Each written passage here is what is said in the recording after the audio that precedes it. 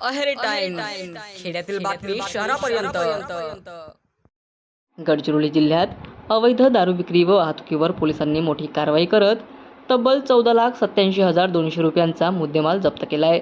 ही कारवाई Aheri police station व स्थानिक गुन्हे शाखेच्या पथकाने संयुक्तरित्या 21 मे रोजी आल्लापल्ली येथे केली.